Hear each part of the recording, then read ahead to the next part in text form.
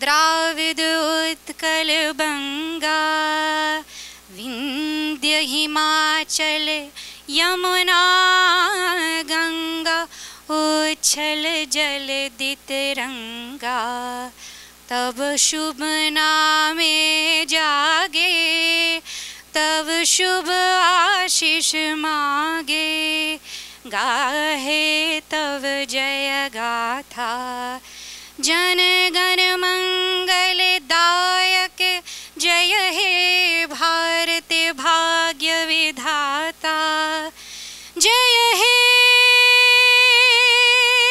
जय हे जय हे जय जय जय जय हे. Good evening, friends. It's a real honor and a privilege to be your host tonight. It's awesome to see all of you. Attendance at most events that I have attended this year have come down over last year. But today, attendance here is a real tribute to the value TiE has provided to entrepreneurs in the years past. Thank you for being part of TiE Atlanta.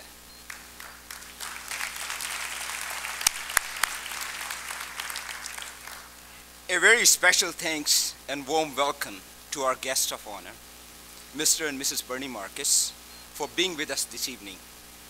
And we are honored to have Chief Justice of the Georgia Supreme Court, Honorable Carol Hunston, with us this evening.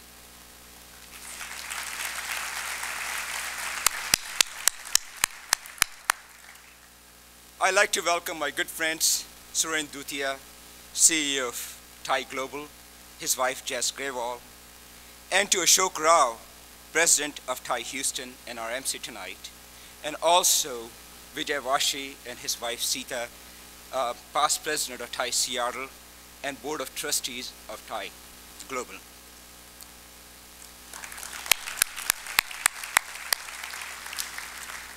My sincere gratitude to our sponsors. Without their generous support, we cannot fulfill mission of TiE. Thank you.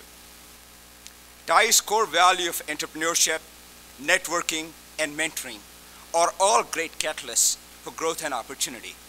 Over the years, TiE has had a profound impact on entrepreneurs and wealth creation globally. As I think, it's a platform to ignite entrepreneurial ambitions. It brings together like-minded people with diverse interests and backgrounds, but with one common goal, one common trait, entrepreneurship, not willing to accept a status quo. It started nearly 2 decades ago in Silicon Valley, when a few successful entrepreneurs saw a rise in entrepreneurial ambition resulting from innovation in technology and availability of venture capital. They were often sought after for advice and mentoring. And in turn, they too were benefiting from this association.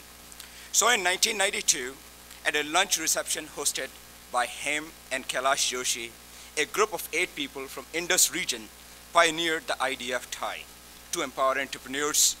It was a good idea, galvanizing people beyond Silicon Valley, and it gives me a lot of pleasure, a lot of pride to say that today, TiE has become the largest professional and entrepreneurial network in the world. TiE has 53 chapters globally in 12 countries. It has 2,500 mentors, 11,000 members.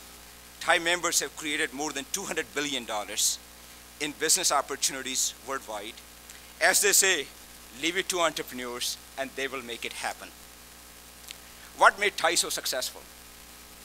It is the fact that this is an open democratic platform with a single mission: fostering entrepreneurship and spread it by giving back.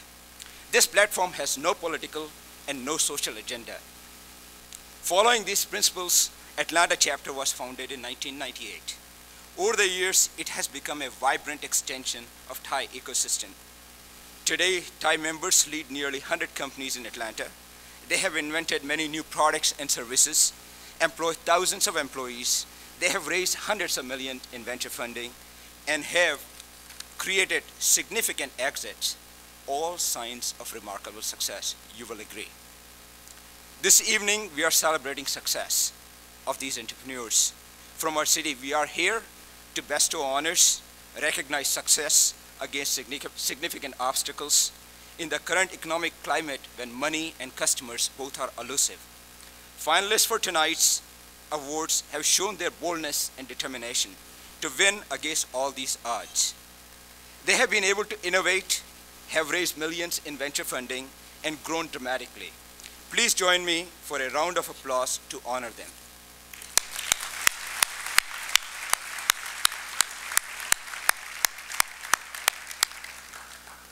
But as you know, theme for tonight is a full circle of entrepreneurship, living your dreams and giving it back.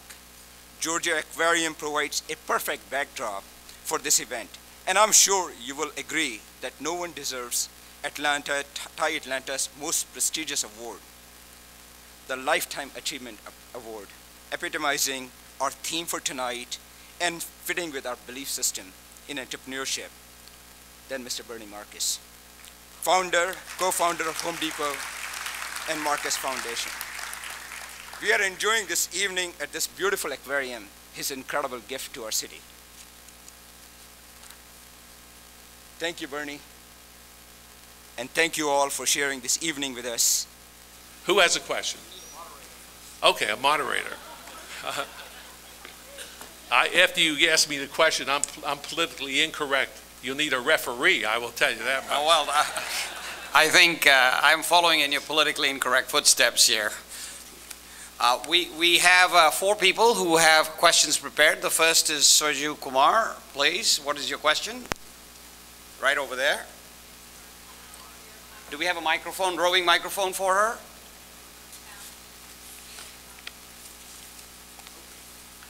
Question was, what were your biggest challenges in scaling up? Yeah, I think that there was never, you know, one of the things that we were very fortunate about at Home Depot,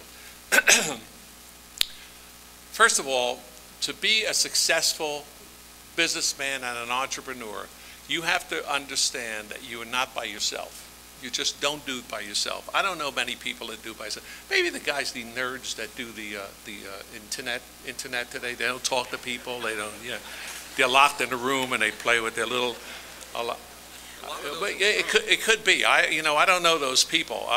But in my world, where you had to create things and you had to deal with other people and not computers, I found that you had to have people around you who believed what you believed, who were willing to put the time and energy and effort into it, that understood your culture, that really had a desire to be better and to have things in their lives that were going to make them better. And I think that finding the right people in everything I've been involved with has always been the biggest challenge. It was the biggest challenge for me at Home Depot, and I must tell you that we were very, very successful because we were entrepreneurs, but we surrounded ourselves with 1,000 entrepreneurs. We had people that were off the walls.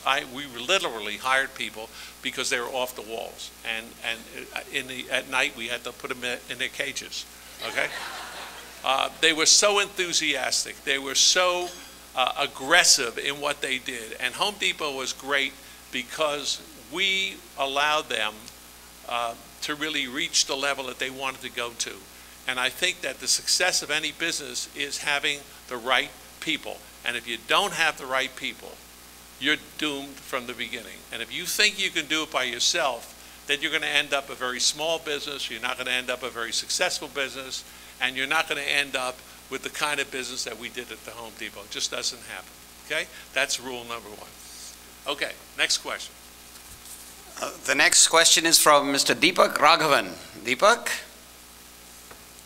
And we do have a roving mic now. We have it now. I don't know if it's working. Is it? It's working. Okay. Bernie, what kept you going in the days that followed the loss of your job at Handy Dan's? Please tell us about the experience you gained during this difficult transition and how you applied those lessons to the success that you created at Home Depot. Okay. There's a book out there called Built from Scratch. By the way, it's a really very interesting book. And those of you who haven't read it, try to get it. It's a good book. It's kind of a